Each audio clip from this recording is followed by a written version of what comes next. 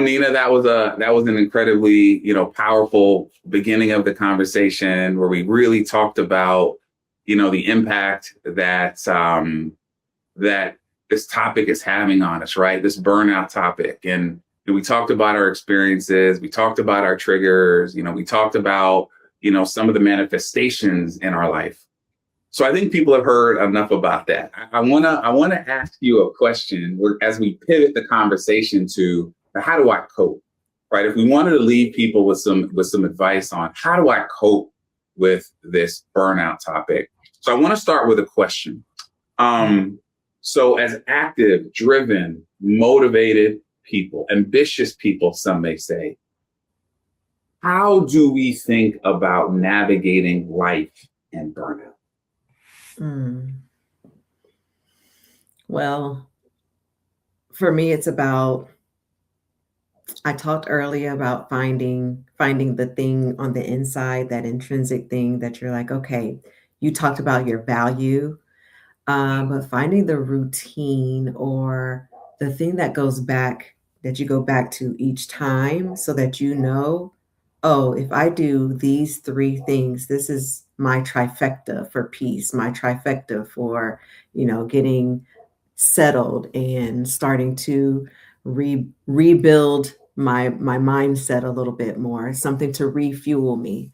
For me, I mean, both of us, we are spiritual on the call, right? So for me, it really is about tapping into my own personal spirituality routine. I get up early in the morning.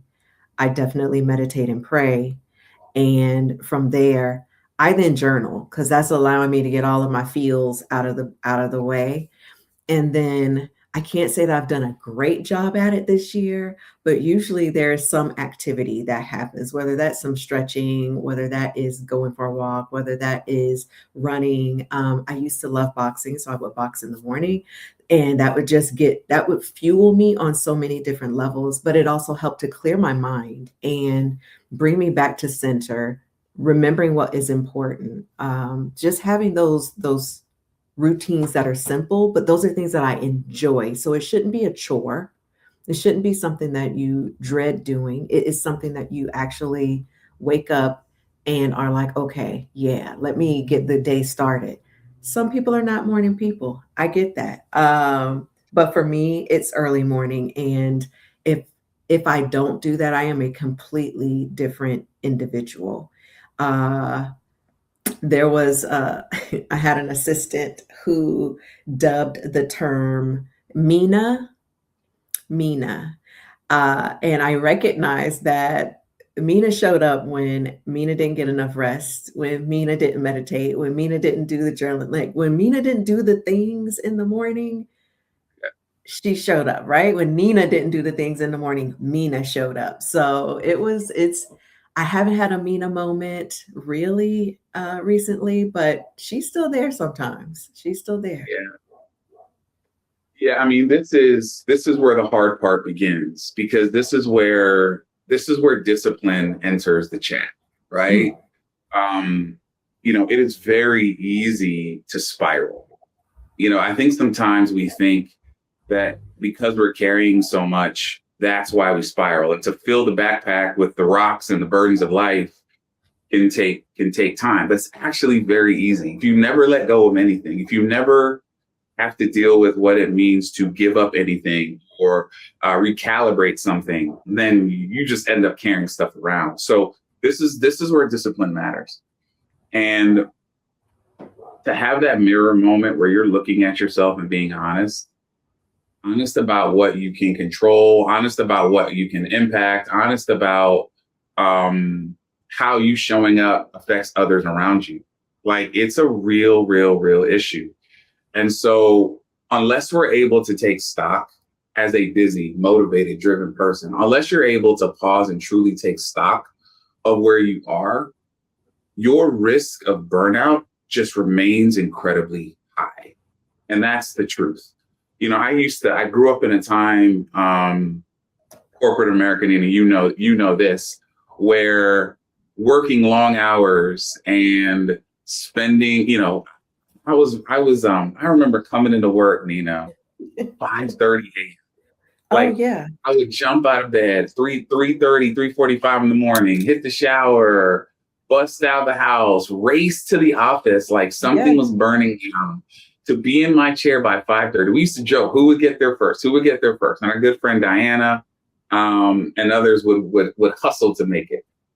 And then I remember not leaving the office till 7, 7, sometimes right 8. at night.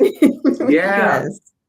And it's like, man, what was I doing? Where was the discipline to say, James, are you at your best? James, are you able to be what you need to be to all parties with this type of schedule? And it was really and truly just a lack of discipline, because that's going to sound strange, because I felt very disciplined and regimented. But as I think about the totality of who I was and who I needed to be, I was playing with fire, and ultimately fire bit me. So Yeah, I I think also, James, I think it's just environmental, meaning that was the mm, environment at the time. And so instead of you putting parameters and boundaries in place it within the environment, you allowed the environment to control and consume you. So when it comes to, taking back your own mental health, personal health, spiritual health, whatever that is, boundaries are important. So setting boundaries are not just for other people, they are for yourself. They are to protect your mm, time, protect your energy, protect how you show up in the world. So you saying I wasn't really disciplined, it's like, no, I just didn't set boundaries, right? I didn't set boundaries. Same with mm, me. I talked about ulcers back in the day, right? I just didn't set boundaries. And yep, then setting boundaries yep. became a challenge because you want to go and do and be all things to all people. And then it's like, no, at 5 o'clock, I'm out. And this thing will be here tomorrow. It's not going anywhere. And the business isn't going to collapse because of it. That is, again, it's where discipline enters the picture. And so, as you think about some of the disciplines you've incorporated Mhm. into your life, right? I can think of a few that I know have made a difference in my life. So let me start, right? So um we touched on it earlier, but efforts, specific efforts. So I'm not talking Mhm. about just sitting, laying, and waiting for the sun to tan you, right? I'm talking about things that require energy and effort, notably charge you up. So let's say you wake up in the morning and you're at 98%, right? You're feeling pretty good, but you're just waking up, getting the white out of your eyes, right? For me, that additional 2% to get to 100 before I start my day comes from a few things. Devotion. Mhm. Before the sun comes up, before the noise of the home, before the energy of the home, many days before my wife Chris wakes up, I'm spending time in devotion, Yes. centering my mind, setting my intentions, getting a quick burst of inspiration that helps me create a perspective for the day. Non-negotiable. It's non-negotiable. Even when I'm traveling around the world and my time zones are all jacked up and I'm sleeping at odd hours and eating at odd hours, I make sure that I'm finding the time to spend in devotion. And again, people can pick what devotion that is, how they go about that time, but that time for me is critical. Um, Second to that is reflection and meditation. And for me, this comes after devotion. So devotion is an act of taking in something that's helping me gain that perspective and light the fire.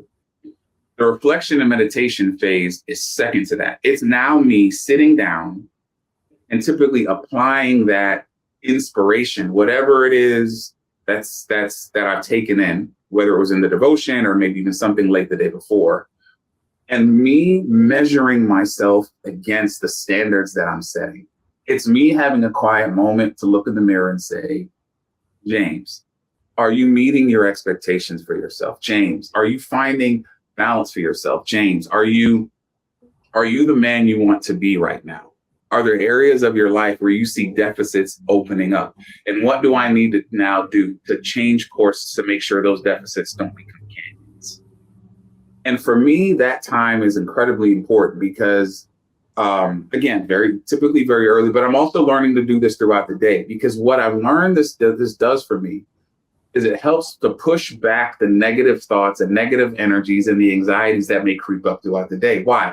Because I recognize that I'm human. I recognize I'm not perfect.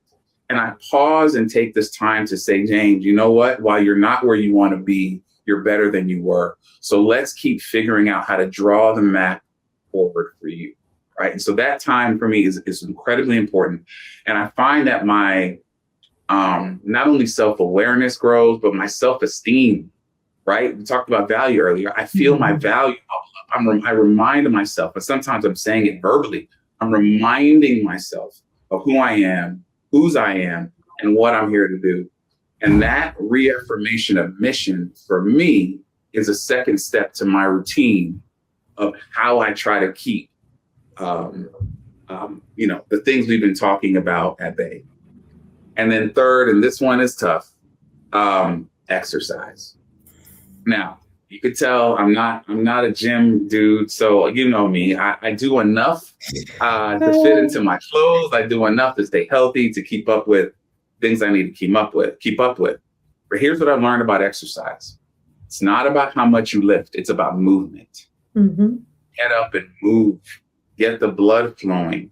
Get all the things that were that fell asleep during the night. Get up and awake yourself in a way that not only wakes your brain up, but wakes your body up. Incredibly important. And so again, this isn't about having to go to the gym. I know for some people, early mornings aren't their jam. They don't have time. They got a lot of things going on. So again, we're talking about burnout. And for burnouts, I got too many things on my plate. Well, let me help you with this one. A few push-ups, a few squats, some light 5-pound weights, get a little bit of energy, not even a full sweat, but just enough to get your body moving, drink some water, get yourself together. And I'm telling you, the energy boost that will give you will take you further than you think into your day. How about you, Nina? How about you? What are the things that you've incorporated that have made a difference? I told you 100% without my prayer and meditation time, first thing while the world is quiet, just like you, like I have to have it. I have to have it. It's almost like a little endorphin. Like it just, oh yes, it's like a little high that I get. And if I don't get it, it's like, dang, man, my day didn't even start right. So that's that. I definitely, James, like the idea of taking the small breaks in the middle of the day. Most times we don't breathe. Like we breathe in air, we take in air and oxygen, but we don't actually take the time to fully like breathe and fill our lungs. It's like little short breaths, but that time to just breathe 2 or 3 times, holding it and then letting it out, that reduces so many things, and it really helps to clear your mind. It helps to reset it. It helps to let you know, okay, yeah, I'm still alive, regardless of all the crazy that goes on. So I have alarms set on my phone to remind me, just like there's an alarm for me to wake up. I have an alarm for throughout the day for me to take little small breaks to just remember to go back to center, take a breath, take time to breathe. And it's every couple hours, just like, sometimes you have to remind yourself to drink water, remind yourself to go move and you've been sitting down for, a few hours. It's like, get up, go take a walk around the house, around the community, around the office, then you can come back. But movement is key, right? Breathing is key. Those things are definitely key. So meditation and prayer for sure. You said devotion. I go journaling because that allows me to put in some gratitude. That allows me to reflect, but it also allows me to think ahead. There may be ideas that come during meditation. I'm like, ooh, I don't want to forget that. Let me put it down and I'll come back to it. And then again, there's definitely exercise. The one thing that I've actually put into place is the alarm for me to go to sleep. So I genuinely I know it sounds crazy, but I genuinely put an alarm on my phone, and it's not like a vibrate alarm. It's alarm that sounds like, the other ones kind of pop up, and you can see it. No, this one is a sound. So it allows like, oh, it's time to go to bed. And Shut it at down. that point, my screen actually changes color. So it goes from vibrant to grayscale, right, on my phone. So it's Oh, just a straight up grayscale screen. So I don't even it's like, if even if I wanted to scroll, it's not like appealing to me to scroll, right? It's black and white, gray. And then I silence all of the noise when it comes to outside phone calls, text messages, all of that. I just put all of that on silent, and it's automatic on my phone. The only people that can get through in the evening are my children and my parents.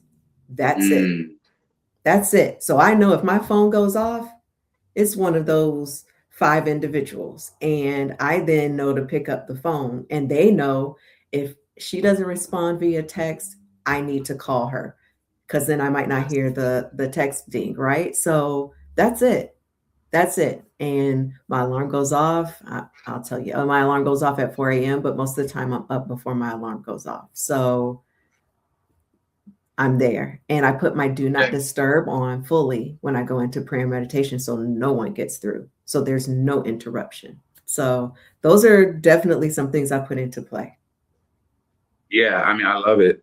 I love it. Again, now we're getting to where people are likely going to turn this video off because we're talking about the things that require the discipline, right? We're talking about managing your life. And we live in a world where go, go, go, more is the order of the day. And it doesn't really matter how you're approaching things. That seems to be, the recipe. And so it is incredibly important that you have a routine, that your routine is balanced, and they are things that charge your battery up. Mhm. They need to require action, they need to require dedication. That's good. Those are good things, but it has to be something that charges your battery.